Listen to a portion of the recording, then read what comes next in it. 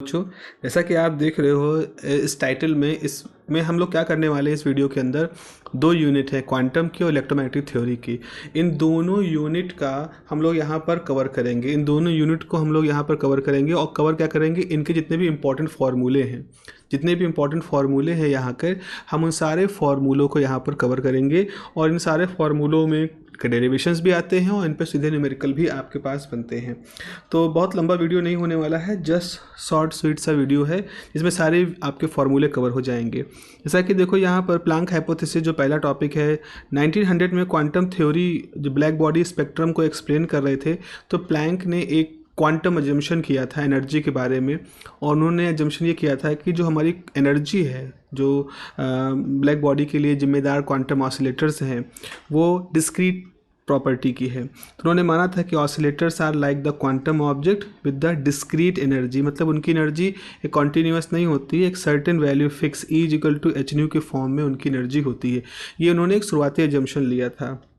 और फिर उन्होंने बताया था कि जो ऑसिलेटर्स हैं, जो ये क्वांटम ऑसिलेटर्स हैं, वो एब्जॉर्ब करते हैं या एमिट करते हैं एनर्जी एक तरह के एनर्जी पैकेट्स के रूप में। और हर एनर्जी पैकेट के बीच का जो डिफरेंस होता है वो डेल्टा ई, यानी एनर्जी पैकेट्स के बीच का difference delta N time H nu होता है। यहाँ डेल्टा एन जो होता है वो हमेशा एक इंटीजर वैल्यू होती है। E2 - E1 मतलब दो एनर्जी स्टेट्स कह लो या एब्जॉर्ब एमिशन के बीच की एनर्जी डिफरेंस ले लो, तो E2 - E1 यानी डेल्टा ई जो है वो N2 - N1 यानी delta N time H nu होता है। तो ये उन्होंने एक अजम्पशन किया था प्लैंक ने, और इस के हिसाब से उन्होंने जो एवरेज एनर्जी कैलकुलेट की थी प्लैंक ऑसिलेटर्स की या क्वांटम ऑसिलेटर्स की, वो उन्होंने की थी E bar equal to H nu upon e⁻h nu kt -1। ये जो h nu upon e⁻h nu by kt factor था, ये बहुत इंपॉर्टेंट फैक्टर हुआ आगे जा कर के। और उस समय आप देख रहे हो यहाँ पर ये आपके पास एक डायग्राम है जहाँ इंटेंसिटी है, रेडिएशन की फ्रिक्वेंसी है, और जो ये ब्लू कलर का डॉटेड लाइन है ये एक तरह समझ लो एक्सपेरिमेंटल रिजल्ट थे ब्लैक बॉडी स्पेक्ट्रम के। और ये जो पिंक कलर की लाइन है ये इस फॉर्मूले के हिसाब से जो रिजल्ट आने चाहिए वो थे। यानी कि प्लैंक की थ्योरी की सबसे खास बात ये थी कि जो उस समय एक्सपेरिमेंटल ऑब्जर्वेशंस थे वो अच्छी तरह से एक्सप्लेन हो रहे थे। अगर हम इसी प्लैंक ऑसिलेटर का ये जो फार्मूला है एवरेज एनर्जी का, इसको लेकर के अगर एनर्जी डेंसिटी हम निकालें, मतलब जो एनर्जी स्पेक्ट्रम मिल रहा था ब्लैक बॉडी का, उसकी एनर्जी डेंसिटी के लिए फार्मूला निकालें, तो हमारा फार्मूला इस तरह से हो जाएगा। यू न्यू डी न्यू, ये है एक डी न्यू फ्रिक्वेंसी रेंज में एनर्जी डेंसिटी लेफ्ट साइड में, ये हो जाएगा 8πh/c³ न्यू की पावर 3 डी न्यू और e⁻h न्यू kt -1। ये सारे डिटेल में डेरिवेशन हम लोग ने इससे पहले वाले वीडियो में पढ़ रखे हैं, डिटेल में डेरिवेशन कराया है। ये तो फ्रिक्वेंसी के टर्म में था। हमें मालूम है कि वेलोसिटी ऑफ लाइट जो होता है वो फ्रिक्वेंसी टाइम वेवलेंथ होता है। तो इस फार्मूले से, तो अगर हम इसको लिखें c equal to nu time lambda या v velocity equal to nu time lambda इस तरह से, तो अगर हमने न्यू के टर्म में है कुछ और लेमडा के टर्म में रखना चाहते हैं, तो एनर्जी डेंसिटी का फार्मूला लेमडा के टर्म में होगा। तो ये फार्मूला होगा जहाँ पर 8πhc बाई लेमडा की पावर 5 और EH new HC by lambda KT -1 है। तो इसमें अंतर क्या है, जो लेफ्ट वाला फार्मूला है ये वाला फार्मूला फ्रिक्वेंसी के टर्म में है, राइट वाला फार्मूला जो है वो वेवलेंथ के टर्म में है। सब ये एनर्जी को एनर्जी के डिस्ट्रीब्यूशन को ब्लैक बॉडी को दिखाता है। ऐसा था कि प्लैंक पहले इंसान नहीं थे जो कि ब्लैक बॉडी रेडिएशन को एक्सप्लेन करना चाह रहे थे। उनसे पहले भी लोग थे, उसमें कुछ बड़े नाम थे जैसे रेले एक हैं, जीन्स, वेन, ये सब लोग हैं जो एक्सप्लेन करना चाह रहे थे। वेन का जो लॉ था वो लो वेवलेंथ लिमिट को अच्छे से एक्सप्लेन कर पा रहा था। रेले का जो लॉ था वो हाई वेवलेंथ रिजीम को अच्छे से एक्सप्लेन कर पा रहा था। लेकिन फिर देखा गया कि जो प्लैंक का लॉ है, यानी कि ये वाला लॉ, चाहे लेमडा के टर्म में चाहे फ्रिक्वेंसी के टर्म में, जो प्लैंक का लॉ है वो लेमडा स्मॉल रेंज में वेन को एक्सप्लेन करता है और लार्ज वेवलेंथ रेंज में रेले को एक्सप्लेन करता है। कहने का मतलब ये है कि जब वेन ने अपना जब प्लैंक ने अपना लॉ डिस्कस किया, डेवलप किया, तो उन्होंने दिखाया ये कि उनका लॉ जो है वो उसका एक स्पेशल केस वेन लॉ होगा और उसका एक स्पेशल केस रेले लॉ होगा। मतलब प्लैंक का लॉ एक ज़्यादा बड़ा, ज़्यादा जनरल लॉ है ब्लैक बॉडी रेडिएशन को एक्सप्लेन करने के लिए। तो फिर आगे जा कर के प्लैंक के जो रेडिएशन लॉ है या और जो रिलेशन है E equal to H nu, जो प्लैंक रिलेशन है, उससे क्या चीज़ बनी, उससे फोटोन के कॉन्सेप्ट को बनाया गया।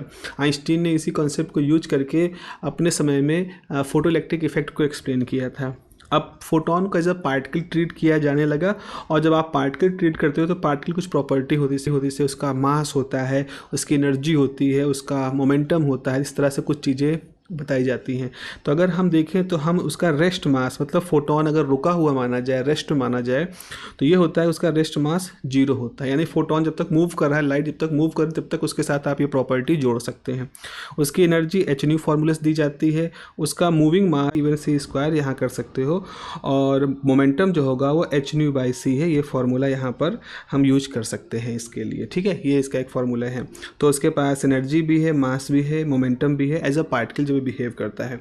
उसके बाद जब ये बात आई तो फिर यहाँ पे एक बात शुरू हुई कि आइंस्टीन ने एक बता दिया कि भाई लाइट के पास पार्टिकल बिहेवियर भी होता है। ऑलरेडी लाइट के पास वेव बिहेवियर की बात तो पहले से चल रही थी। इसका मतलब है एक नई चीज़ समझ में आई कि लाइट के पास डुअल बिहेवियर होता है। उसके बाद फिर आते हैं डिब्रॉगली एक नया कॉन्सेप्ट लेके आते हैं कि जिस तरह से हम इलेक्ट्रोमैग्नेटिक वेव, जिसको वेव कहते हैं, उसके साथ डुअल बिहेवियर कह रहे हैं, इसी तरह से जिसको हम पार्टिकल कहते हैं, माइक्रोस्कोपिक पार्टिकल, उनके पास भी वेव नेचर होगा। तो आइंस्टीन ने कहा था वेव के पास पार्टिकल नेचर होता है, उसका उल्टा डिब्रॉगली कह रहे हैं कि वेव के पास पार्टिकल नेचर होता है। इस कॉन्सेप्ट कहते हैं वेव पार्टिकल डुअलिटी। वहाँ पर ये है कि electromagnetic wave has dual nature, जैसा कि तो आइंस्टीन ने कहा था कि electromagnetic wave has dual nature, यानी कि पार्टिकल और वेव। अब डिब्रॉगली मैटर वेव कॉन्सेप्ट क्या कहता है? डिब्रॉगली का मैटर वेव कॉन्सेप्ट कहता है कि कोई माइक्रोस्कोपिक मूविंग मटेरियल पार्टिकल है, उसके पास एक कैरेक्टरिस्टिक वेवलेंथ होती है, इसको कि हम मैटर वेवलेंथ लैम्डा कहते हैं, यानी मैटर वेवलेंथ होती है। और उस मैटर वेवलेंथ की वैल्यू क्या होगी? Lambda = h/p। h मतलब प्लैंक कांस्टेंट, p है उसका पार्टिकल का मोमेंटम। तो यहाँ से p की वैल्यू अगर mv रखोगे तो इस फार्मूले को हम लैम्डा = h/mv भी रख सकते हैं। अब एक फार्मूला आपने पढ़ा होगा कि E बराबर जो होता है उसकी वैल्यू होती है p²/2m। तो यहाँ से निकल के आता है p बराबर √2me, ये फार्मूला होता है। तो एक तो आपके पास है लैम्डा = h/p, या है लैम्डा = h/mv। अगर आप p की जगह पर फार्मूला रख दोगे तो ये जाएगा h/√2me, ये हो गया। अब जो e है, अगर e की वैल्यू किसी चार्ज पार्टिकल के q/v रख दिया जाए तो 2m q/v एक नया फार्मूला बन गया, जहाँ v वोल्टेज है, q चार्ज है। अब आपको एक और मालूम है, थर्मल केस में 3/2 kT होता है। तो अगर आप 3/2 kT यहाँ रखोगे, इस फार्मूले में आप रखोगे 2m, e की जगह पे 3/2 kT के प्लैंक कांस्टेंट 2 कट जाएगा और बचेगा 3m kT, जो कि ये फार्मूला हो गया। तो ये 5 तरीके और हैं डिब्रॉगली वेवलेंथ के रिलेशन को समझाने के लिए, ठीक है। इसके बाद क्या होता है कि जब आइंस्टीन का ये कॉन्सेप्ट आता है कि फोटोन बिहेवियर होता है, पार्टिकल बिहेवियर होता है, तो उसका कोई और भी एक कन्फर्मेशन किया जाए किसी एक्सपेरिमेंट के थ्रू।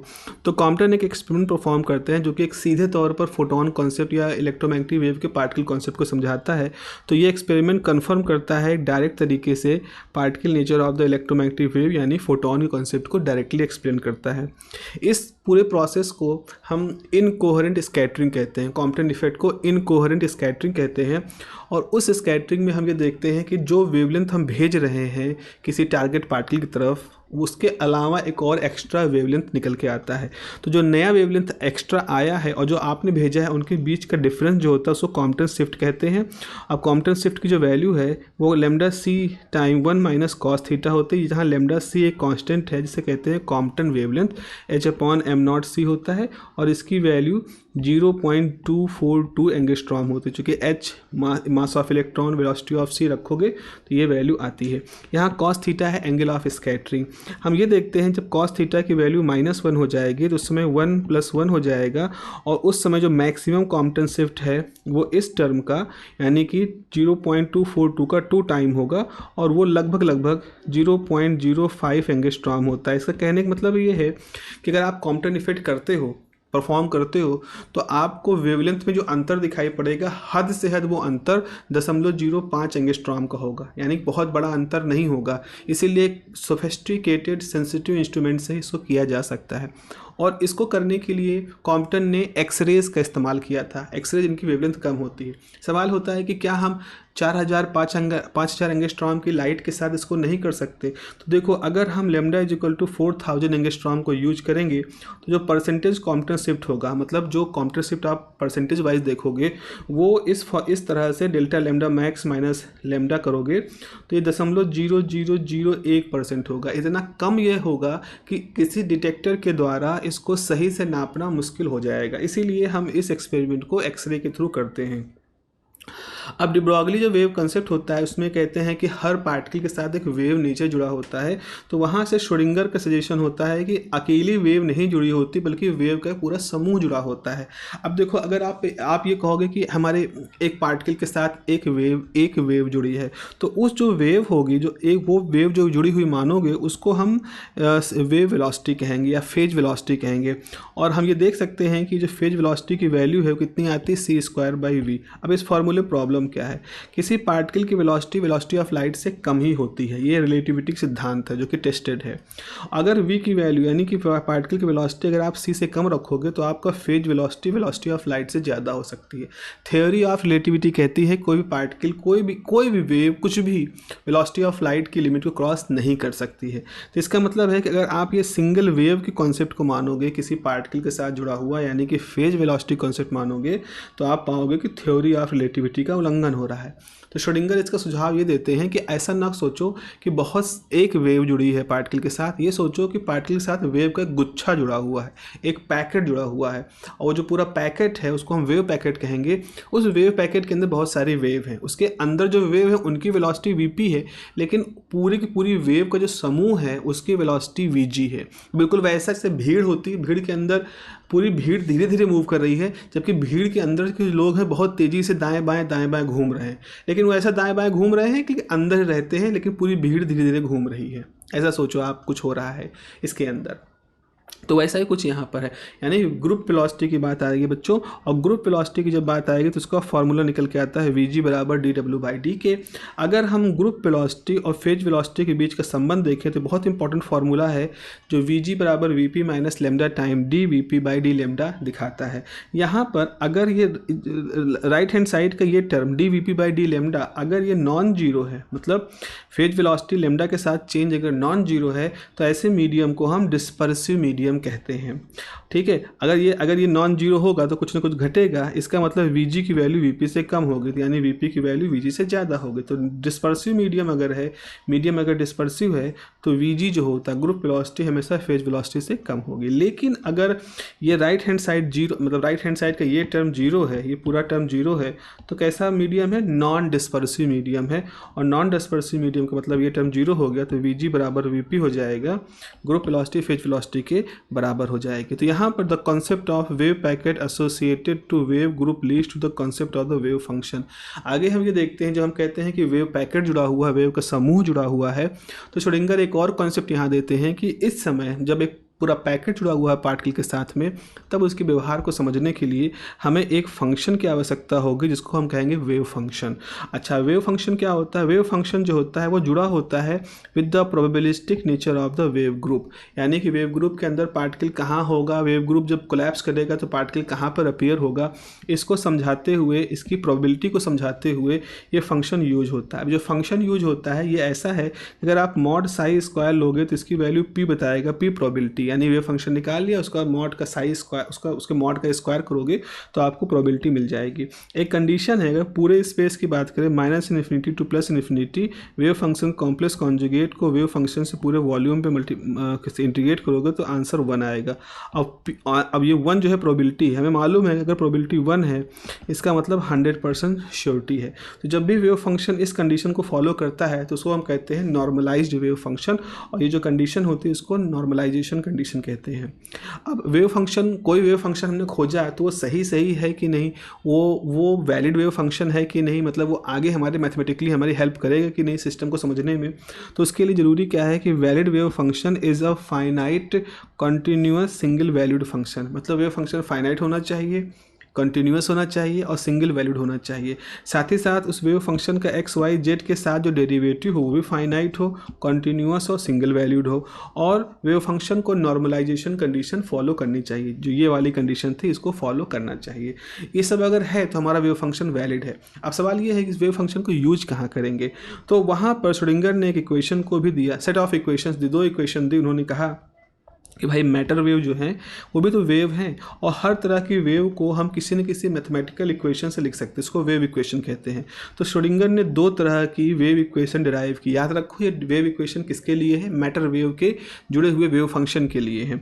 एक वेव इक्वेशन होती है टाइम इंडिपेंडेंट श्रोडिंगर इक्वेशन, जिसका ये formula del square function X का है, 2me/h स्क्वायर फंक्शन एस का है, और is equal to 0। This is called time independent. क्योंकि यहाँ पे देखो वेव फंक्शन भी टाइम का फंक्शन नहीं और कोई भी यहाँ टाइम का टर्म भी नहीं। डेल क्या होता है, डेल में del X Y square, del by del Y square, del by del Z square होता है, यानी कि सारे एक्स वाई जेड यानी स्पेस कोऑर्डिनेट होते हैं, टाइम नहीं होता है यहाँ पर।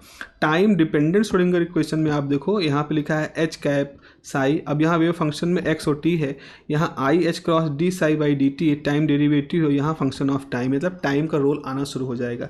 यहाँ एच हेड क्या है, एच हेड जो है वो एक हैमिल्टोनियन ऑपरेटर है, और इसकी वैल्यू होती है minus H cross square by 2m del square plus V X. तो यहाँ डेल जो है उसमें स्पेस की बात होती है।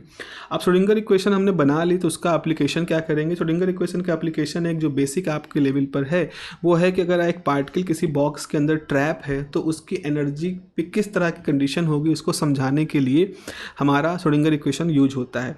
तो मान लो हमारे पास एक x बराबर 0 से लेकर के x बराबर l ये एक बॉक्स है जिसकी लंबाई है, इसके अंदर v 0 है मतलब पार्टिकल फ्री है, पोटेंशियल 0 है मतलब पार्टिकल फ्री है, उसके अंदर एक पार्टिकल है m मास का जो कि v वेलोसिटी से मान लो मूव कर रहा है। ये पोटेंशियल की प्रोफाइल है, बाहर जाने पर पोटेंशियल 0 है, अंदर पोटेंशियल, बाहर जाने पोटेंशियल इनफाइनाइट है, अंदर पोटेंशियल 0 है। हम जब इक्वेशन को सॉल्व करते हैं श्रोडिंगर इक्वेशन लगा करके तो पाते हैं कि जो एनर्जी है वो ये फॉर्मूला फॉलो करती है, n square h square by 8ml square, या n square h cross square 2ml square. याद रखना एच क्रॉस जो होता है वो h/2 के हिसाब से होता है। तो इस तरह से हम यहाँ पाते हैं कि एन स्क्वायर पाई स्क्वायर जो है आपका फार्मूला यहाँ पर ये फार्मूला यहाँ पर आ जाता है। अगर इस पार्टिकल का वेव फंक्शन निकालें तो वेव फंक्शन का ये फार्मूला होगा √2/L, जिसको नॉर्मलाइजेशन फैक्टर कहते हैं, sin n पाई x, ये फार्मूला है। अगर इस वेव फंक्शन को हम प्लॉट करें तो ये वेव फंक्शन आएगा, अगर इसके मॉड को प्लॉट करें तो आपका ये डायग्राम आएगा। तो इस तरह से आपसे इतना ही पूछा जाता है। चलिए आगे बढ़ते हैं, इलेक्ट्रोमैग्नेटिक फील्ड थ्योरी के ऊपर बात करते हैं। पहला है स्टोक थ्योरम। स्टोक थ्योरम एक ऐसी थ्योरम होती है जो किसी सरफेस इंटीग्रेशन को लाइन इंटीग्रेशन के साथ जोड़ती है। तो मान लीजिए आपके पास एक कोई टर्म है a, तो del cross a dot ds जो होगा वो किसी कर्व पर line integration a dot dl पे होगा। तो यहाँ देखो सरफेस इंटीग्रेशन लाइन इंटीग्रेशन में कन्वर्ट हो रहा है, तो ये कन्वर्ट करता है सरफेस इंटीग्रल को लाइन इंटीग्रल में, सरफेस को लाइन में, 2 डायमेंशन को हम 1 डायमेंशन लाइन में कन्वर्ट कर देते हैं। गॉस डाइवर्जेंस थ्योरम जो है वो वॉल्यूम को सरफेस पे कन्वर्ट करता है, मतलब 3D को 2D में कन्वर्ट करता है, और इसका उल्टा भी 2D को 3D में भी कन्वर्ट करेगा। यहाँ पर क्या है, अगर del dot F D V है, v इज़ द वॉल्यूम, तो उसको कन्वर्ट कर दिया सरफेस में a डॉट डी एस। तो अगर मान लो del dot f is anything, any vector है, तो या a मान लो वेक्टर है तो ये a डॉट डी एस होगा। तो आप देख रहे हो अगर डेल क्रॉस a है तो इसको a डॉट डी एल में कन्वर्ट कर रहा है, और अगर डेल डॉट a है तो a डॉट डी एस में कन्वर्ट कर रहा है। तो इस तरह से हम देखते हैं कि डाइवर्जेंस थ्योरम काम करती है। अब एक चार्ज कंजर्वेशन का फॉर्मूला होता है कि इस यूनिवर्स में जो चार्ज क्रिएट नहीं हो सकते वो सिर्फ कन्वर्ट हो सकते हैं, डिस्ट्रॉय नहीं हो सकते, क्रिएट नहीं हो सकते। इसको फॉलो करता हुआ एक लॉ है जिसको हम कॉन्टिन्यूटी इक्वेशन कहते हैं। तो कॉन्टिन्यूटी इक्वेशन में divergence of J is the current density is equal to del rho by del T is equal to 0 होता है। यहाँ जे करंट डेंसिटी है और रो जो है वॉल्यूम चार्ज डेंसिटी है हमारे पास। अब आगे हमारे पास एक बहुत इंपॉर्टेंट सेट ऑफ इक्वेशंस आते हैं, इसको मैक्सवेल्स इक्वेशन कहते हैं। मैक्सवेल इक्वेशन असल में 4 फंडामेंटल रूल हैं इलेक्ट्रोस्टैटिक और मैग्नेटोस्टैटिक को, जिनको ये बनाई गई हैं। जैसे पहला रूल है del dot E rho by epsilon naught, ये जो है डिफरेंशियल फॉर्म है गॉस लॉ ऑफ इलेक्ट्रोस्टैटिक का। इसी तरह से मिलता जुलता एक और लॉ है del dot B is equal to 0, जिसे कहते हैं गॉस लॉ ऑफ मैग्नेटोस्टैटिक। कुछ लोग कहते हैं इसको ऐसा। Del cross E is equal to minus del B by del T, इसको फैराडे लॉ ऑफ इंडक्शन कहते हैं। Del cross B mu J, केवल इतना। अब देखो बच्चों, अगर हम केवल इतना ले तो इसे एम्पियर लॉ कहते हैं, लेकिन इसमें एक और टर्म जोड़ा गया है, और जो ये एक्स्ट्रा टर्म जोड़ा गया है इसे हम मैक्सवेल्स का मॉडिफिकेशन टर्म कहते हैं, और इसे डिस्प्लेसमेंट करंट टर्म कहते हैं। तो इस तरह से हमारे पास डेल क्रॉस बी बराबर mu time J mu epsilon naught del E by del T, this is called the modified Ampere law. ये एक मॉडिफाइड एम्पियर लॉ है हमारे पास। अगर फ्री स्पेस की बात करें तो फ्री स्पेस मतलब है वहाँ पर कोई चार्ज नहीं है, वहाँ कोई करंट डेंसिटी नहीं है, तो आपकी इस इक्वेशन में राइट साइड में अगर रो जीरो हो जाएगा तो डेल डॉट ई हो जाएगा। यहाँ जीरो है तो ऐसे कैसा रहेगा, यहाँ del B by del T ऐसे कैसा रहेगा। अगर जे जीरो कर दें तो del cross B mu epsilon del E, यही टर्म केवल बचेगा, ये टर्म जीरो हो जाएगा। तो फ्री स्पेस में हमारी ये इक्वेशन इस तरह से कन्वर्ट हो जाएगी। आपके पास एक और चीज़ पूछी जाती है कि इसका इंटीग्रल फॉर्म लिखो, चूँकि ये डिफरेंशियल फॉर्म है, यहाँ डेल है तो डिफरेंशियल फॉर्म है। इंटीग्रेशन फॉर्म आपके पास इस तरह से है, आप इन इंटीग्रेशन फॉर्म को भी आप ऐसे देख सकते हो। एक चीज़ याद रखना, हम लोग जब इलेक्ट्रोमैग्नेटिक थ्योरी करते हैं तो यहाँ पे कुछ इस तरह के कन्वर्जन यूज करते हैं कि एप्सिलॉन नॉट ई को मल्टीप्लाई करोगे तो डी आ जाएगा, म्यू और बी को बी बराबर जो होता है वो म्यू टाइम एच होता है, H is the magnetic intensity आप कह सकते हैं। तो हमारी ये इक्वेशन जो है वो इस तरह से भी कन्वर्ट हो जाती है, इक्वेशन इस तरह से भी कन्वर्ट हो जाती है। अब अगर इन सारे मैक्सवेल इक्वेशन को यूज करके हम फ्री स्पेस के लिए अगर इक्वेशन बनाएं तो हम इस तरह के कुछ differential second order differential equation पाते हैं इलेक्ट्रिक और मैग्नेटिक कंपोनेंट के टर्म में, और यहाँ से हमें एक और कांस्टेंट टर्म निकल के आता है, इसको सी कहते हैं, और सी जो है वेलोसिटी ऑफ लाइट है, जो कि म्यू नॉट और एप्सिलॉन नॉट से निकाला जा सकता है। तो फ्री स्पेस की जो प्रॉपर्टी है म्यू नॉट एप्सिलॉन नॉट, इससे हम वेलोसिटी ऑफ लाइट निकाल सकते हैं। चूँकि ये सेकेंड ऑर्डर डिफरेंशियल इक्वेशन है तो जाहिर सी बात है इनका सोल्यूशन भी होगा, तो इनका सोल्यूशन इस तरह से लिखा गया है, e function of r t is equal to e naught exponential i k dot are omega T, ये इसका सोल्यूशन है, और जो बी है वो इस दूसरी वाली इक्वेशन का सोल्यूशन, यहाँ के जो है वो प्रोपेगेशन कांस्टेंट कहलाता है। अब अगर हम इन इक्वेशन को मैक्सवेल इक्वेशन के साथ यूज करें तो हम दो और इक्वेशन पाते हैं, ये एक सेट ऑफ इक्वेशन है और ये सेट ऑफ इक्वेशन है। ये चारों इक्वेशन क्या बताती हैं, ये चारों इक्वेशन बताती हैं कि हमारी जो इलेक्ट्रोमैग्नेटिक वेव है वो ट्रांसवर्स नेचर की होती है, मतलब जिस दिशा में लाइट चल रही होती है उसके जो कंपोनेंट होते हैं उसके परपेंडिकुलर वाइब्रेट करते हैं। तो अगर हमारी लाइट चल रही है इस तरह से, के है, ये के दिशा है, मान लो एक्स डायरेक्शन है, तो इलेक्ट्रिक कंपोनेंट जो होंगे वो मान लो वाई डायरेक्शन में होंगे, और जो मैग्नेटिक कंपोनेंट है वो मान लो जेड डायरेक्शन में होंगे इस तरह से। तो इसीलिए वाइब्रेशन हो रहे हैं परपेंडिकुलर प्लेन में, प्लेन ऐसे वेव ऐसे जा रही है। तो this is the electromagnetic wave का ट्रांसवर्स नेचर इसको कहलाता है। अब ये कैसे बताया गया कि जिस दिशा में लाइट चल रही है एनर्जी भी उसी डायरेक्शन में फ्लो कर रही है। तो इससे जुड़ी हुई हमारे पास एक थ्योरम है, ब्रिटिश मैथमेटिशियन रहे हैं, फिजिसिस्ट रहे हैं पॉइंटिंग।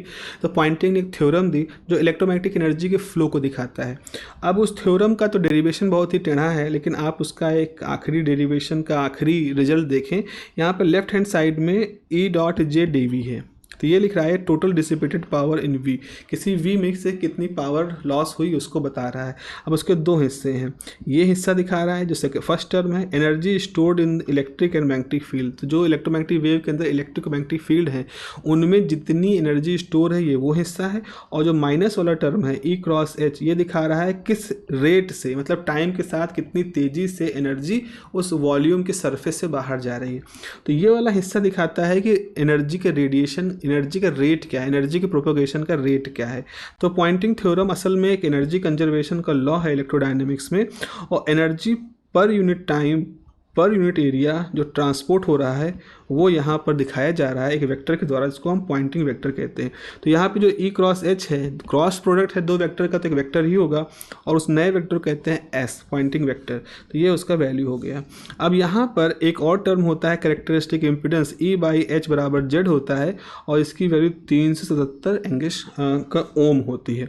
अब एक चीज़ और हम देखते हैं कि फ्री स्पेस के अलावा अगर किसी कंडक्टिंग मीडियम में हमारी इलेक्ट्रोमैग्नेटिक वेव जाती है तो कंडक्टिंग मीडियम के अंदर चूँकि ऑलरेडी चार्जेस होते हैं और इलेक्ट्रोमैग्नेटिक वेव की भी फील्ड होती है, तो जाहिर सी बात इलेक्ट्रोमैग्नेटिक फील्ड और जो चार्जों की इलेक्ट्रिक फील्ड है वो आपस में इंटरेक्ट करेगी, और उसका रिजल्ट क्या होगा कि हम ये देखते हैं कि इलेक्ट्रोमैग्नेटिक वेव मीडियम को पार नहीं कर पाती, तेज़ी से उसके अंदर एटेन्यूएट हो जाती है। तो वहाँ पर प्रोपेगेशन कांस्टेंट जो होता है, प्रोपेगेशन को फ्लो बताने वाला जो टर्म है के, उसका इस तरह का एक फार्मूला होता है। देख लो यहाँ आई है तो ये कॉम्प्लेक्स नेचर का होता है। यहाँ के मैथमेटिक्स करने के बाद हम देखते हैं कि एक अगर एक अच्छा कंडक्टर है उसके लिए सिग्मा अपॉन ओमेगा एप्सिलॉन ये वैल्यू हमेशा 1 से ज़्यादा होती है, जहाँ सिग्मा कोफिशिएंट ऑफ कंडक्टिविटी है, शो कर रहा है। तो इस हिसाब से के की वैल्यू थोड़ा मॉडिफाई हो जाएगी और यहाँ से एक टर्म निकल के आता है delta is equal to √2 omega mu delta sigma हो गया ये यहाँ पर। तो ये क्या दिखा रहा है, इसे हम पेनिट्रेशन डेप्थ कहते हैं या स्किन डेप्थ कहते हैं। तो यहाँ पर डेल्टा वो वैल्यू दिखा रहा है कि जितनी गहराई तक किसी कंडक्टिंग मीडियम में इलेक्ट्रोमैग्नेटिक वेव चली जाएगी। और अगर हम ओमेगा की जगह पे 2πf रख दें तो कैंसिल होकर के ये फार्मूला आएगा। ये बहुत इंपॉर्टेंट फार्मूला है, इस पर आपको न्यूमेरिकल बनते हुए दिखाई पड़ते हैं। तो बच्चों इतने थे फार्मूले हमारे पास पहली और दूसरी यूनिट के, जिनको कि आपको एक कॉपी पे एक पेज पे लिख लेना है और इनको जरूर याद कर लेना। सीधे प्लग इन टाइप के क्वेश्चंस आते हैं आपके पास एग्जामिनेशन में। चलिए फिर अगली जो हमारे पास बात होगी that will be about the बाकी की यूनिट है। हालांकि उन यूनिट में उतने ज़्यादा न्यूमेरिकल सीधे तौर पे नहीं है, पर जितने भी हैं we will discuss in the next session. Okay, चलिए मिलते हैं फिर अगली क्लास में। Have a nice day, take care, bye bye.